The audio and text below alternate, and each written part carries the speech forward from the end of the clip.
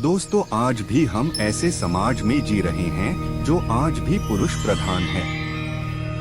आज भी जब लड़की का जन्म होता है तो अधिकतर घरों में मायूसी छा जाती है। और मित्रों, यह और कुछ नहीं बल्कि हम मनुष्यों की अज्ञानता है। लड़की को पूछ समझते हैं, परंतु आपको जानकर हैरानी होगी, लड़की का जन्म हर किसी के घर में नहीं होता बल्कि उसी के घर होता है जो भाग्यशाली होते हैं और अपने अपने पुण्य कर्म अर्जित किए होते हैं। और आज हम आपको यही बताने जा रहे हैं कि भगवान कैसे घरों को लड़की का जन्म देने के लिए चुनते हैं और वह कौन से पुण्य कर्म है जिसकी वजह से कोई भी इंसान बेटी का माँ बाप बनता है। दोस्तों, एक भगवान श्री कृष्ण से अर्जुन पूछते हैं कि माधव, किन कर्मों के कारण किसी के घर पुत्री धन की प्राप्ति होती है, अर्थात कैसे घरों में बेटियों का जन्म होता है। तब श्री कृष्ण अर्जुन से कहते हैं, हे पार्थ, अगर किसी के घर बैठे भाग्य से होते हैं तो बिटिया सौभाग्य से, और जो भी स्त्री या पुरुष अपने पूर्व जन्म में पुण्य कार्य अर्जित किए होते हैं उन्हें ही एक बेटी के माता पिता होने का सौभाग्य प्राप्त होता है। बेटियों को जन्म के लिए उन्हीं घरों को चुना जाता है जो बेटियों का भार सहन कर सके, क्योंकि तीनों लोकों में स्त्री अर्थात बेटियां ही ऐसी होती है जिसका भार हर कोई सहन नहीं कर सकता। वह बेटियां ही होती हैं जो इस सृष्टि को निरंतर चलाएं, मान होने के लिए अपना सर्वस्व निछावर कर देती हैं। हे अर्जुन, पर जिस दिन इस सृष्टि में बेटियों का जन्म लेना रुक जाएगा उस दिन सृष्टि भी है और धीरे धीरे इस सृष्टि का अंत हो जाएगा। मित्रों, भगवान श्री कृष्ण के इन बातों पर गौर किया जाए तो उनका कहा बिल्कुल सही है, क्योंकि बेटियां अगर नहीं होंगी तो किसी का भी वंश आगे नहीं बढ़ सकता। दोस्तों, आपने भी कई लोगों को कहते सुना होगा कि जिस घर में बेटी का जन्म होता है वह घर स्वर्ग के समान होता है, क्योंकि बेटा तो केवल एक कुल को रोशन करता है, बेटियां तो दो कुलों को रोशन करती है। माता पिता के घर वो बेटी के रूप में अपने उत्तरदायित्व का निर्वहन करती हैं, तो ससुराल आकर एक बहू के रूप में सारे कर्तव्यों का पालन करती हैं। दोस्तों, आजकल आप सुनते ही हो, बेटियां बहू परिवार में किसी के मर जाने पर उसका वर्णन नहीं कर सकते। लेकिन यह बिल्कुल भी सही नहीं है, क्योंकि रामायण में बताया गया है कि प्रभु श्री राम के पिता राजा दशरथ की मृत्यु हो गई तो माता सीता अर्थात राजा दशरथ की बहू नहीं उनका पिंडदान किया था, जिससे उन्हें जन्म मरण के चक्र से मुक्ति मिल गई थी। इतना ही नहीं, हिंदू धर्म शास्त्रों में बताया गया है कि बेटियां भी अपने पिता के नाम का पिंडदान कर सकती हैं। वही अगर ससुराल पक्ष में कोई पुरुष नहीं है तो इस स्थिति में बहू भी पिंडदान कर सकती है।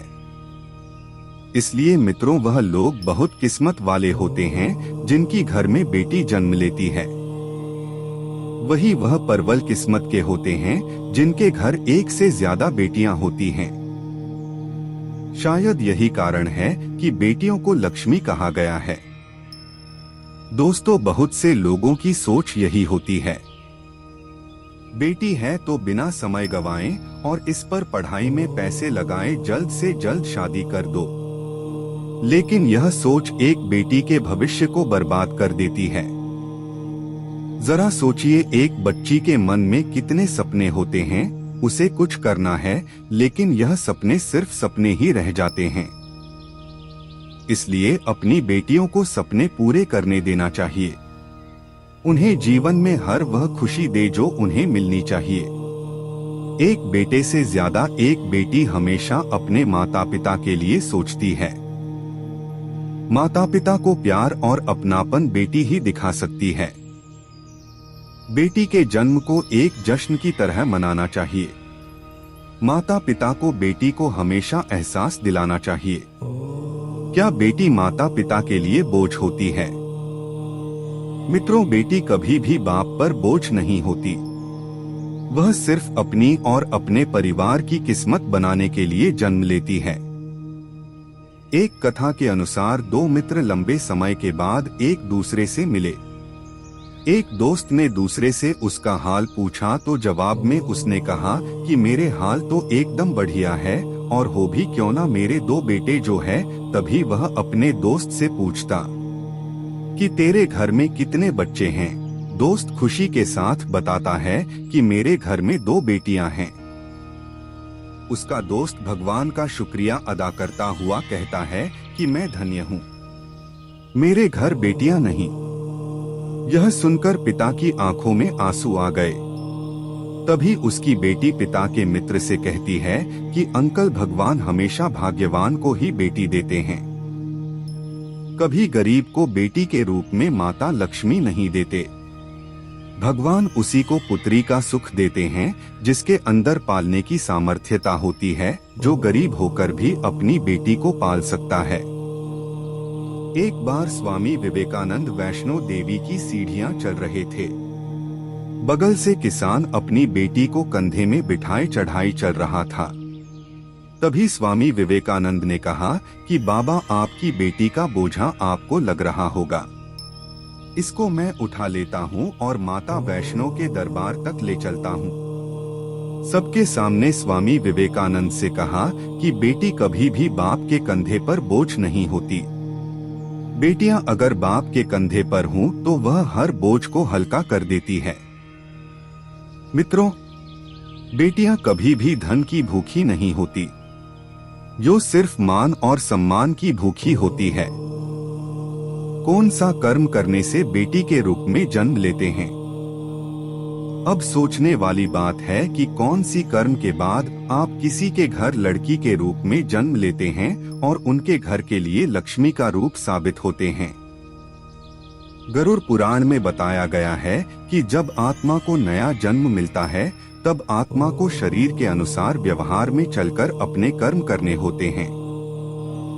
शरीर के जरिए कर्म करके की एक आत्मा अपने जन्म के उद्देश्य को सार्थक भी बना सकती है और निरर्थक भी यदि कोई पुरुष महिलाओं का आचरण करता है।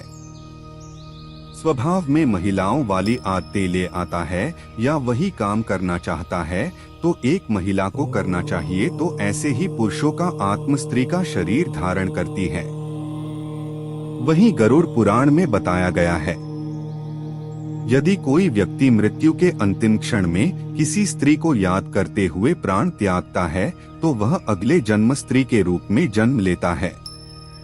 अगर आपको यह जानकारी अच्छी लगी तो शेयर करें। इसी तरह की और भी जानकारी के लिए जुड़े रहे हिंदी सनातनी ज्ञान के साथ।